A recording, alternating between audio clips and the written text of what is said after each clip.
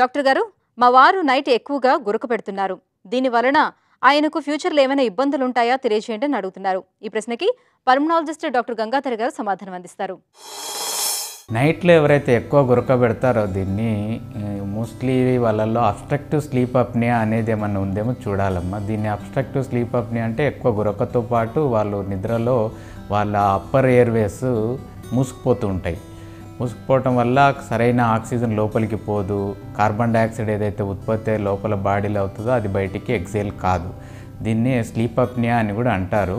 So ఇది silent disease, కొంచెం dangerous disease కూడా అమ్మ. వీళ్ళంత తొందరగా దీన్ని డయాగ్నోస్ చేయాలి. ఆ స్లీప్లో తనకి ఎంత ఎఫెక్ట్ వస్తుంది, ఎంతవరకు ఆక్సిజన్ పడిపోతుంది, దీనివల్ల ఏం బాడీలో పర్యవసనాలు వస్తున్నాయి అనేది పాలిసామ్నోగ్రఫీ అని పిహెచ్డి అని ఒక స్టడీ చేస్తారు. దాన్ని స్లీప్ స్టడీ కూడా అంటారు. సో నైట్ పడుకున్నప్పుడు ఒకలాంటి ఎక్విప్మెంట్ మన తలకు కాళ్ళకు కొంచెం వైర్ లాంటివి ఈసీజీ తీసినట్టుగా కనెక్ట్ చేసి పాలిసామ్నోగ్రఫీ స్టడీ చేస్తారు. దీనివల్ల అతనిలో గురక వల్ల వచ్చిన ఏమేమి ఎఫెక్ట్స్ వస్తున్నాయి, ఎంత సివియర్గా ఉంది అనేది మనకు డయాగ్నోజ్ అవుతుంది. ఒకవేళ మైల్డ్గా ఉంటే కొంచెం బరువు తగ్గటము, కొంచెం పక్క మీద పడుకోవటం చేయటం వల్ల గురక తగ్గించుకోవచ్చు.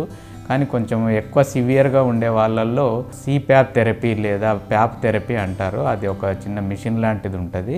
అది తెచ్చి రాత్రి పెట్టుకొని పడుకోవాల్సి ఉంటుంది. సో ముందు డయాగ్నోసిస్ ఇంపార్టెంట్. దానికి పాలిసామ్నోగ్రఫీ చేయించుకోవాలి.